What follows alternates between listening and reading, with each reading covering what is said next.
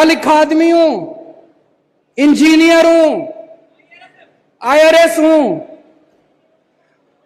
इसीलिए ये लोग चिढ़ते हैं मेरे से, ये अनपढ़ है। बाप रे, ये तो धोती खोल रहा। इनकी डिग्री फर्जी है, इनकी डिग्री फर्जी है। मैं पढ़ा लिखा हूं, मेरे पास पूरा प्लान है।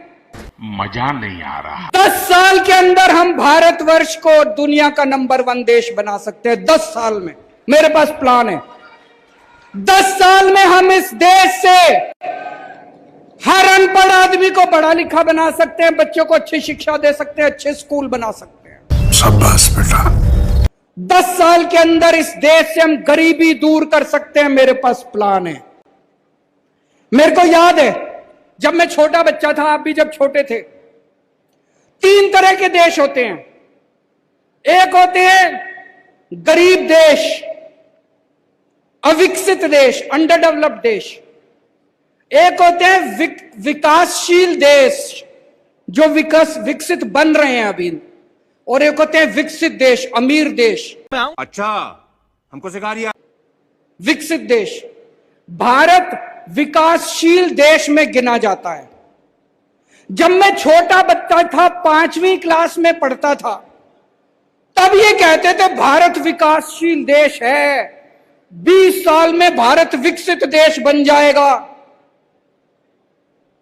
आज भी ये कहते हैं, मैंने मोदी जी का भाषण सुना, कहते 2047 में भारत विकसित देश बन जाए। अरे हम कैसे माने तुम्हारी बात? कोई प्लान नहीं इनके पास, कोई प्लानिंग नहीं इनके पास, कोई इनके, कैसे माने भारत विकसित देश बन जाएगा?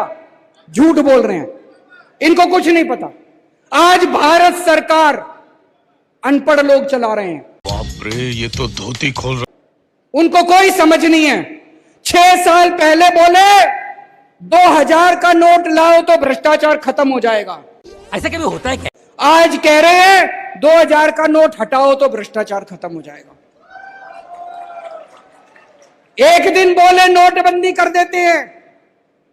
भाई साहब, जब नोटबंदी करी थी पूरा देश बर्बाद कर दिया इन्होंने, कोई उसका फायदा नहीं हुआ। 20 साल पीछे चला गया देश, 20 साल पीछे चला गया देश। आज अगर पढ़े लिखे होते केंद्र सरकार के अंदर, कभी नोटबंदी नहीं करते,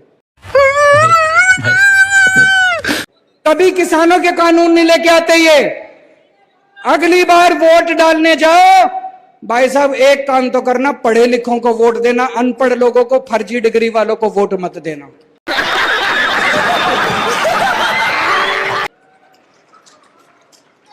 हमने काम करके दिखाया है। आज लोग हमारे पे क्यों भरोसा करते हैं? हमने काम करके दिखाया है। दिल्ली में काम करके दिखाया, पंजाब में काम करके दिखाया। आज दिल्ली में पहले 67 सीट मिली, फिर 62 सीट मिले, पंजाब में 117 में से 92 सीट मिली। भाई साहब, हमने दिल्ली के लोगों का दिल जीता है, पंजाब के लोगों का दिल जीता है। 50 साल कम से कम आम आदमी पार्टी को कोई नहीं ला सकता दिल्ली और पंजाब से। और राजस्थान वालों, एक बार मौका देके देखो, आपका भी ऐसा दिल जीतेंगे। 50 साल उसके बाद आप गहलोत को भी भूल जाओगे, वसुंधरा राजे को भी भूल जाओगे। आज मैं हर मां से, हर बेटी से, हर बहन से, हर महिला से अपील करना चाहता हूं, अगर आपको अपने बच्चों को अच्छी शिक्षा देनी है, अगर आपको अपने बच्चे प्यारे हैं, अगर आप अपने बच्चों को रोजगार देना चाहती हो, केवल केजरीवाल दे सकता है और कोई नहीं दे सकता। केजरीवाल को वोट दे देना। आज मैं हर युवा से अपील करना चाहता हूं, अगर आप भारत को दुनिया का नंबर 1 देश बनाना चाहते हो, आम आदमी पार्टी को वोट दे देना। अगर आप भ्रष्टाचार चाहिए, गंदी राजनीति चाहिए, इनके पास चले जाना, वो नहीं आती मेरे को काम करना आता है, और मेरा एक ही सपना है, भारत को नंबर 1 देश बनाना है। और दोस्तों, अंत में मैं आपको एक ऐसे राजा की कहानी सुनाना चाहता हूं।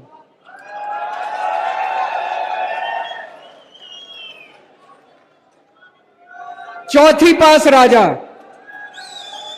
किस किसने सुनी हुई है? चौथी पास राजा।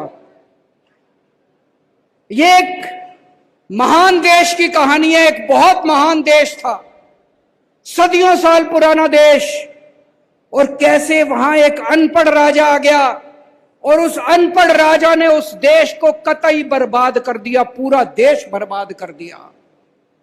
ये कहानी ये दिखाती है कि किस तरह से ये बहुत जरूरी है कि देश का राजा पढ़ा लिखा होना चाहिए, नहीं तो अनपढ़ राजा आ जाए तो वो देश को बर्बाद कर देता है। एक महान देश के एक गांव में एक बच्चे ने जन्म लिया। बहुत गरीब परिवार था। उस गरीब परिवार में एक बच्चे ने जन्म लिया।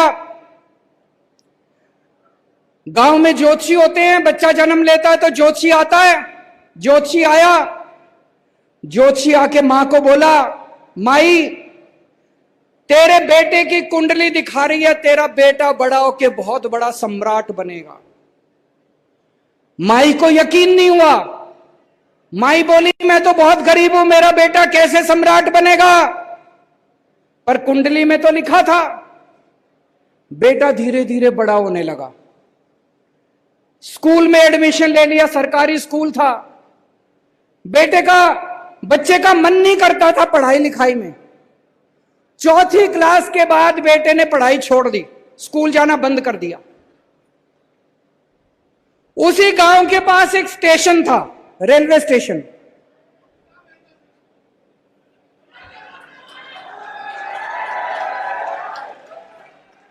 तो घर में बहुत गरीबी थी।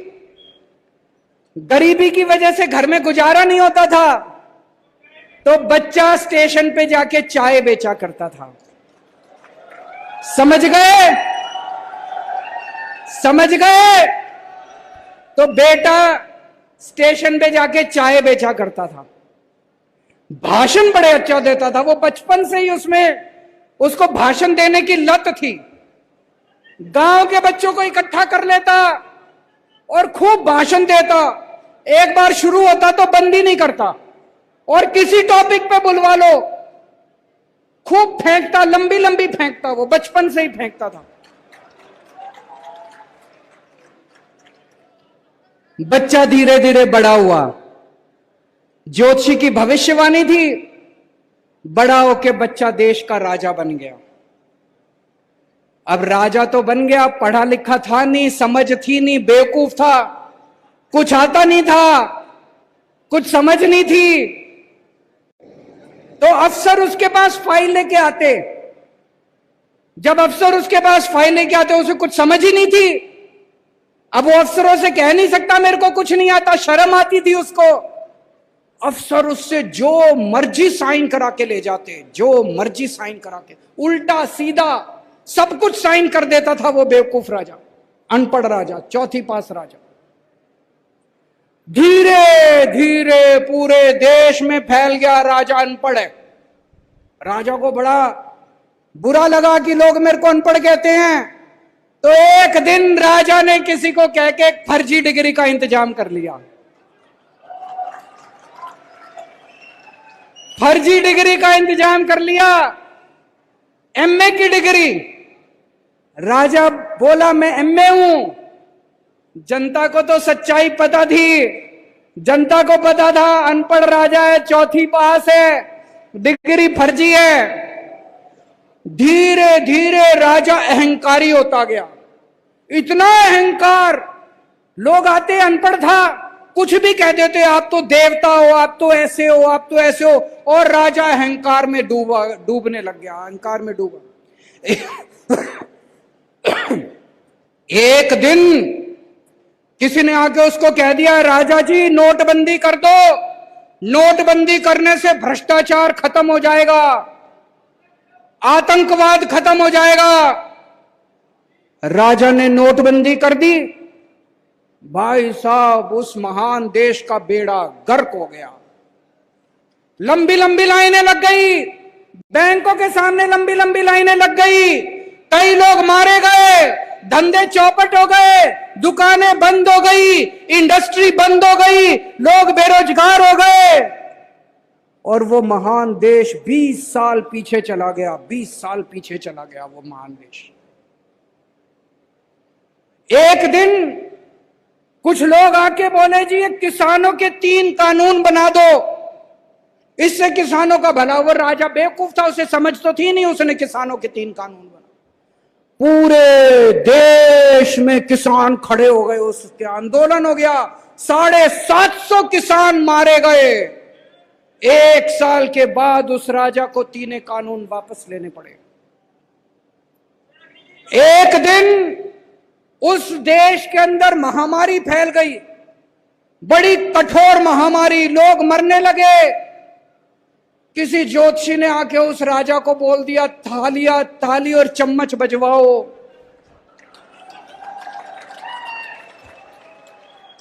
उस राजा ने सारे देश को थाली चम्मच बजवा दी, कोई फायदा नहीं हुआ, कोई फायदा नहीं हुआ। दोस्तों, धीरे धीरे उस राजा के दोस्तों ने पूरे देश में गदर मचा दिया। उसके दोस्तों ने इतना भ्रष्टाचार, उसके दोस्त लोगों को लूटने लगे, पीटने लगे, बलात्कार करने लगे। उसके एक दोस्त ने तो इतना गंदा काम करा, उस महान देश की कुछ महिलाएं अंतरराष्ट्रीय खिलाड़ी थी, उसके दोस्त ने उन खिलाड़ियों के साथ गंदा काम कर दिया। लेकिन दोस्त, वो राजा तो अपने ऐशो आराम में मस्त था। पूरे देश में हाहाकार फैल गया, महंगाई फैल गई, चारों तरफ बलात्कार, चारों तरफ गुंडागर्दी, लूटमार।